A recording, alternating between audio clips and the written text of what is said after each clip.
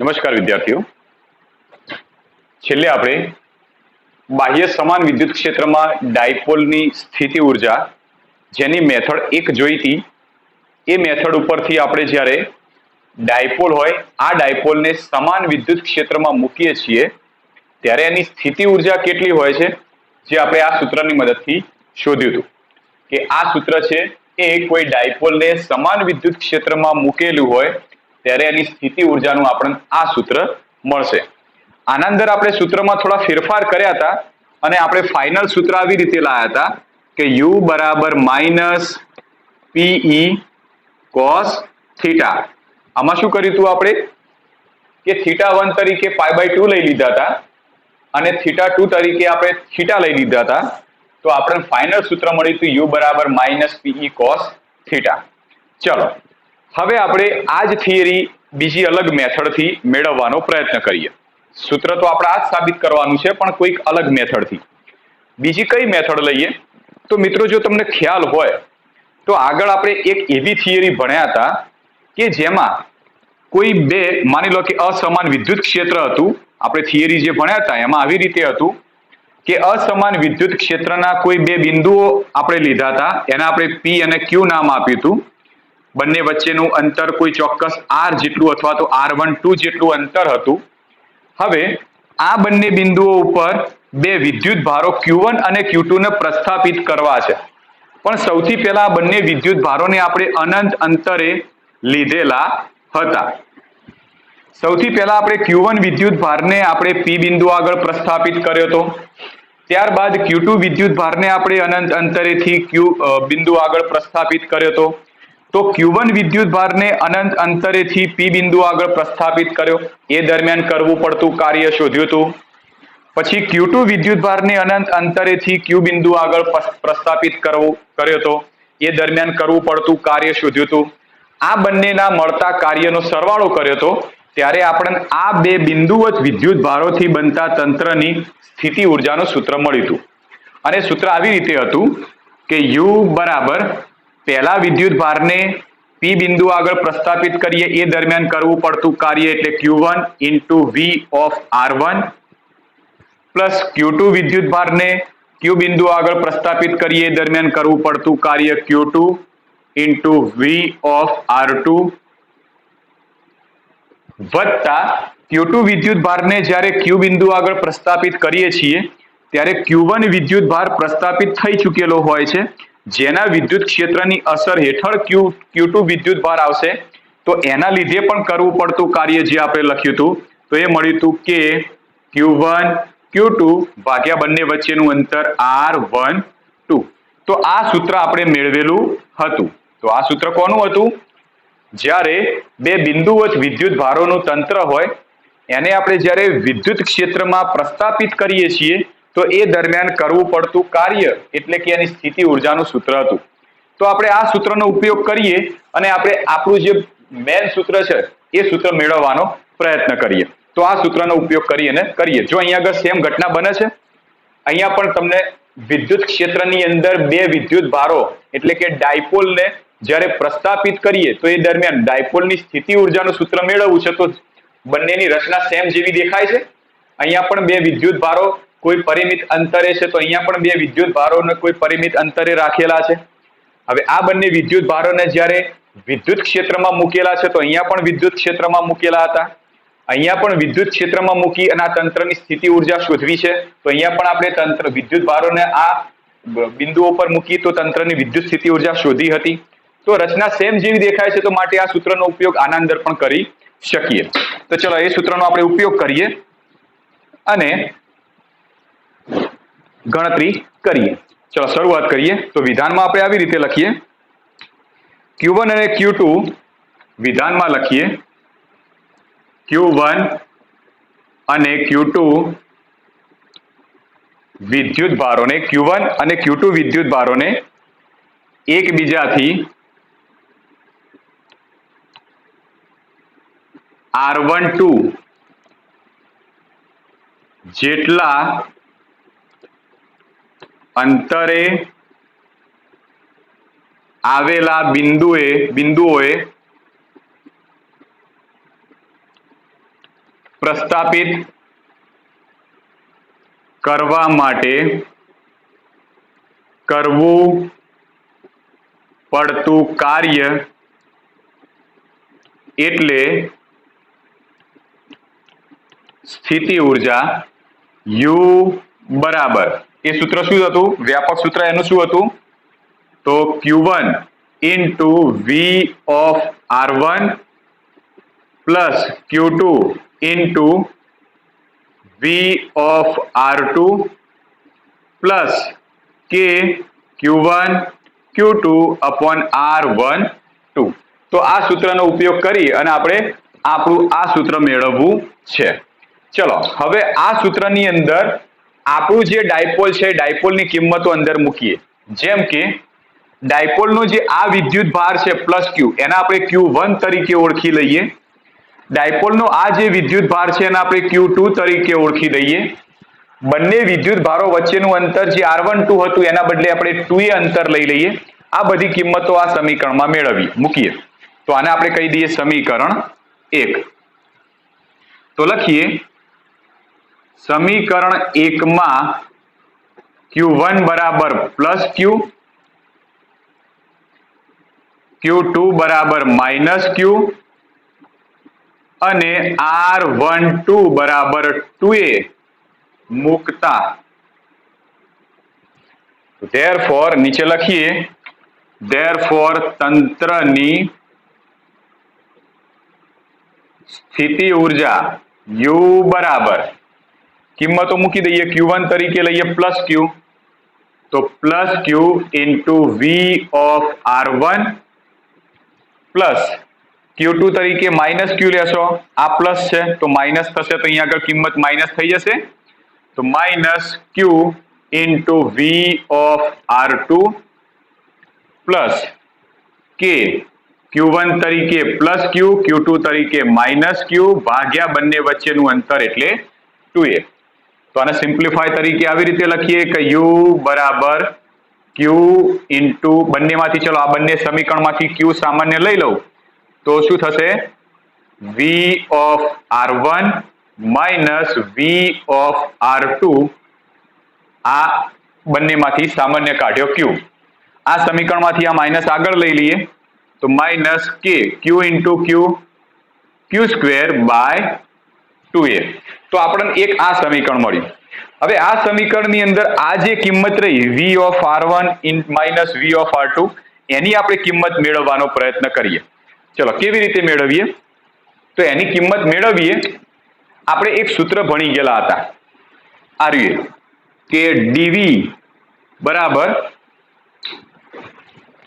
આપણે વિદ્યુત સ્થિતિમાન અને વિદ્યુત ક્ષેત્રના સંબંધનું એક સૂત્ર ભણી ગયેલા હતા કે ડીવી બરાબર માઇનસ ઈ ઇન્ટુ ડીઆર.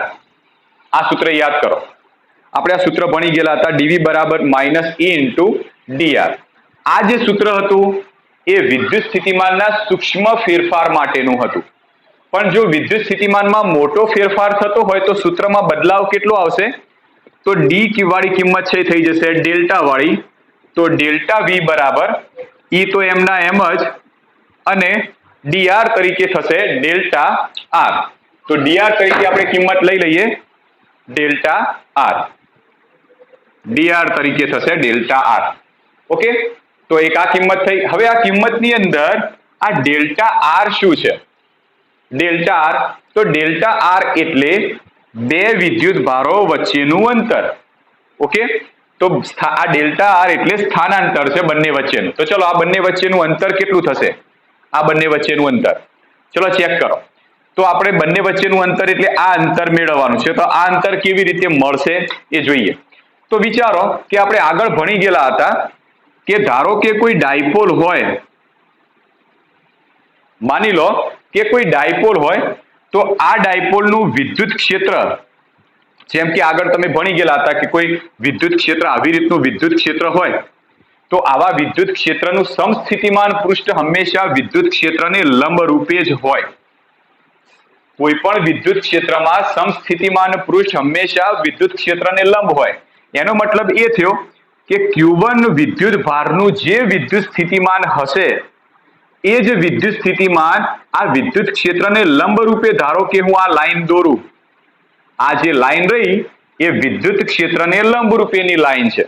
એનો મતલબ એ થાય કે Q1 વિદ્યુત ભાર આગળનું જેટલું વિદ્યુત સ્થિતિમાન હશે એટલું જ વિદ્યુત સ્થિતિમાન આ બિંદુએ પણ હોવાનું, કારણ કે આ જે લાઈન બતાવી છે એ સમસ્થિતિમાન પૃષ્ઠની બતાવેલી છે અને સમસ્થિતિમાન પૃષ્ઠ વિદ્યુત ક્ષેત્રને લંબ હોય છે.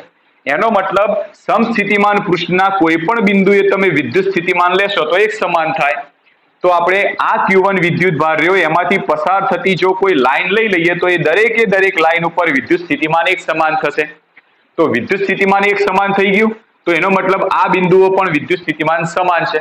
તો હવે આ બંને વચ્ચેનું જે અંતર મળશે, આ બંને વચ્ચેનું આ અંતર, એના આપણે કહીએ છીએ ડેલ્ટા આર. તો ડેલ્ટા આર થશે આ બે બિંદુઓ વચ્ચેનું અંતર. ટૂંકમાં ડેલ્ટા આર એટલે શું છે કે બે અલગ અલગ બિંદુઓ હોય તો એ બંને અલગ અલગ બિંદુઓના વિદ્યુત સ્થિતિમાન વચ્ચેનું સ્થાનાંતર. વિદ્યુત સ્થિતિમાન હોય તો એકનું વિદ્યુત સ્થિતિમાન આ પોઈન્ટે, બીજાનું વિદ્યુત સ્થિતિમાન આ પોઈન્ટે અલગ અલગ હશે તો એ બંને વચ્ચેના સ્થાનાંતર, બંને વચ્ચેનું જે સ્થાનાંતર હોય એને આપણે ડેલ્ટા આર તરીકે ઓળખીએ છીએ. હવે પ્લસ ક્યુ માઇનસ ક્યુ વિદ્યુત ભાર આ જગ્યાએ, પ્લસ ક્યુ વિદ્યુત ભાર આ જગ્યાએ, તો આ બંને વચ્ચેનું જે સ્થાનાંતર છે બંને વચ્ચેના વિદ્યુત સ્થિતિમાનનું એને આપણે ડેલ્ટા આર કહીએ. પણ આપણને ખબર છે કે આ જગ્યાએ જેટલું વિદ્યુત સ્થિતિમાન હોય એટલું આ જગ્યાએ હોય છે. એનો મતલબ આ બંને વચ્ચેનું અંતર કોઈના કરતા આ બંને વચ્ચેનું અંતર કહેશો તો આ બંને વચ્ચેના અંતરને આપણે ડેલ્ટા આર કહી શકીએ. હવે ખબર છે કે જે ડાયપોલ છે એ વિદ્યુત ક્ષેત્ર સાથે થીટા ખૂણો બનાવે છે તો આ ખૂણો પણ થીટા થવાનો છે. તો ડેલ્ટા આર કેટલા મળશે? અહીંયા આગળ કાટકોણ ત્રિકોણનો જો ઉપયોગ કરીએ, અહીંયા આગળ ત્રિકોણમિતીય વિધેયોનો જો ઉપયોગ કરીએ તો ડેલ્ટા આર કેટલા થશે? ચલો ચેક કરો ડેલ્ટા આર. તો આ ત્રિકોણ બન્યો કાટકોણ ત્રિકોણ, જેમાં કર્ણનું માપ 2a આપી દીધેલું છે. આ છે 2a માપ, કર્ણનું માપ. ક્લિયર? આપણે ખૂણાની પાસેની બાજુ શોધવી છે, કર્ણનું માપ જાણીએ છીએ તો કયા વિધેયનો ઉપયોગ કરીશું? તો વિધેય લઈશું cos થીટા. તો cos થીટા બરાબર પાસેની બાજુ ભાગ્યા કર્ણ 2a. તો therefore ડેલ્ટા આર બરાબર કેટલા મળશે? 2a cos theta. ક્લિયર? તો ડેલ્ટા આર ની કિંમત મૂકી દઈએ અંદર.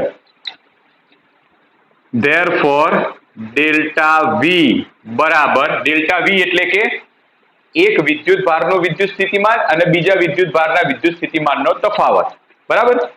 તો ડેલ્ટા વી બરાબર માઇનસ ઈ ઇન્ટુ 2a cos થીટા. તો આ ડેલ્ટા વી, આ જે ડેલ્ટા વી મળ્યા બંને બિંદુઓ વચ્ચેના વિદ્યુત સ્થિતિમાનનો તફાવત ડેલ્ટા વી, એની કિંમત આપણને મળી ગઈ ઈ ઇન્ટુ 2a cos થીટા. તો હવે આ જે સમીકરણ છે એમાં આ જે પદ રહ્યું એના બદલે આપણે મૂકી દઈએ માઇનસ ઈ ઇન્ટુ 2a cos થીટા.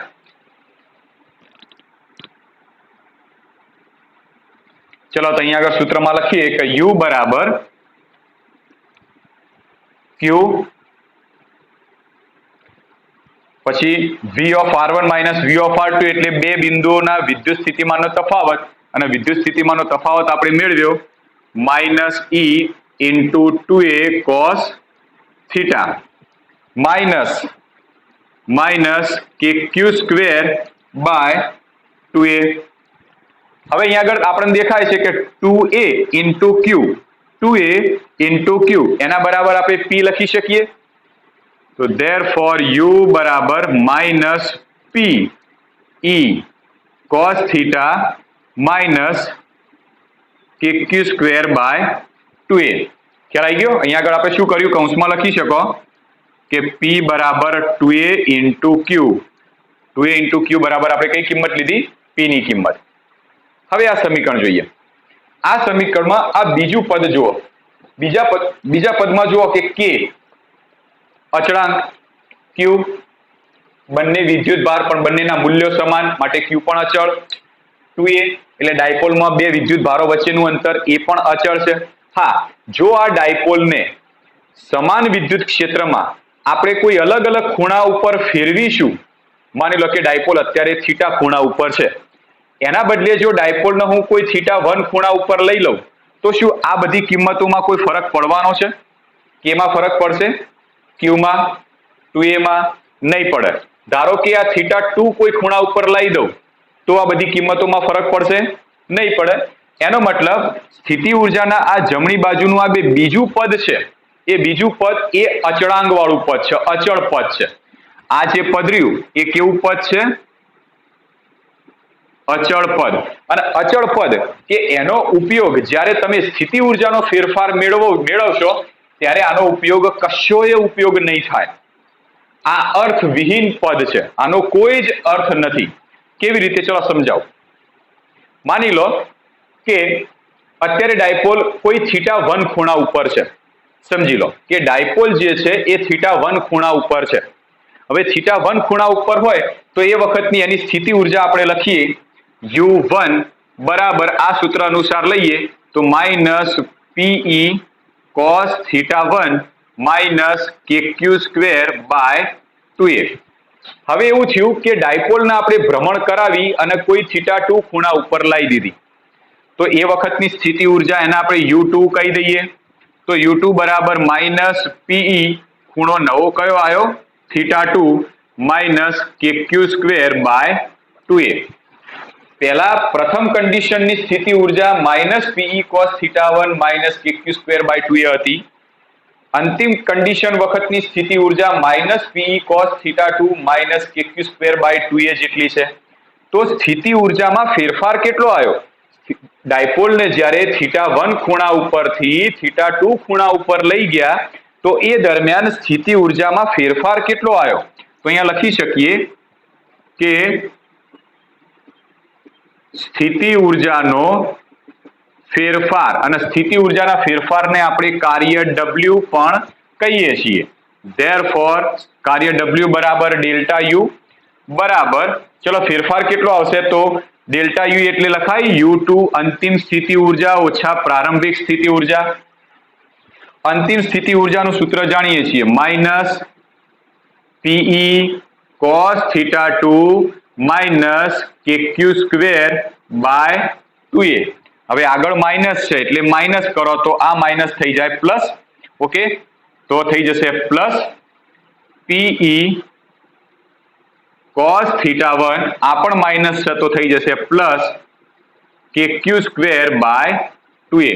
તો અહીંયા તમને દેખાય છે કે આ પદ બંનેમાં સમાન છે તો કેન્સલ થઈ ગયું. હવે આ તમે લખો કે ના લખો, કારણ કે સ્થિતિ ઉર્જાનો જ્યારે ફેરફાર કરીશું ત્યારે એ પદ તો કેન્સલ થઈ જાય છે, તો મતલબ લખવાનો કોઈ ફરક પડતો જ નથી.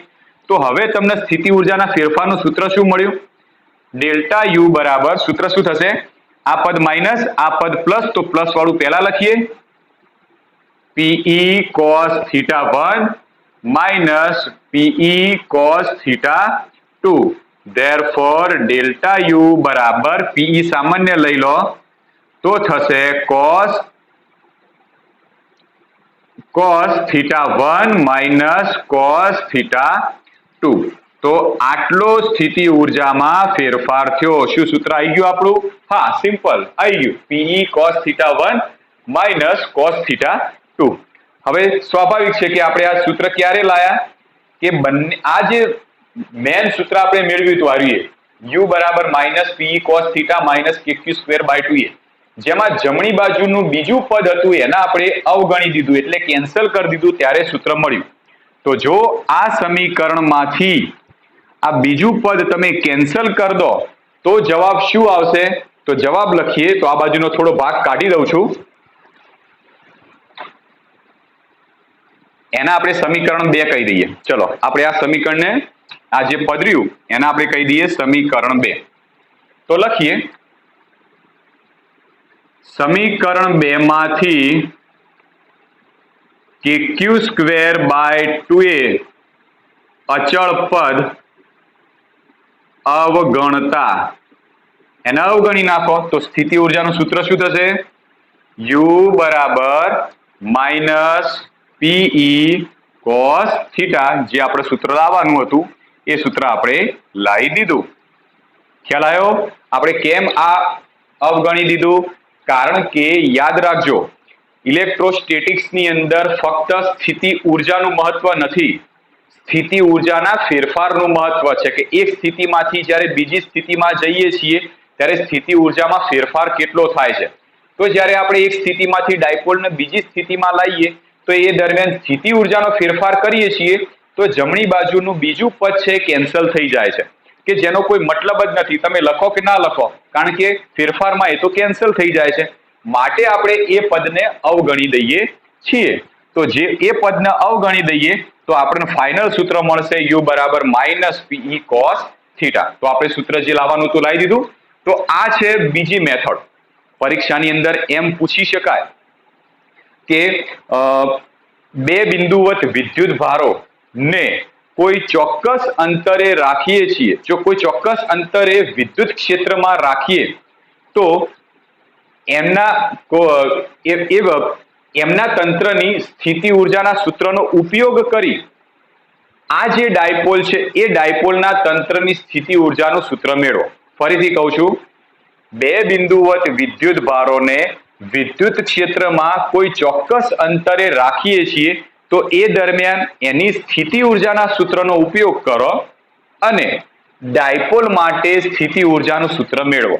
તો આપણે આ મેથડનો ઉપયોગ કરવો પડશે. ક્લિયર? એકદમ ઇઝી છે. થોડી મેથેમેટિકલ સ્ટેપ છે જે આપણે સમજવા જરૂરી છે. ક્લિયર? તો આપણે આ થિયરી સાબિત કરી શકીએ.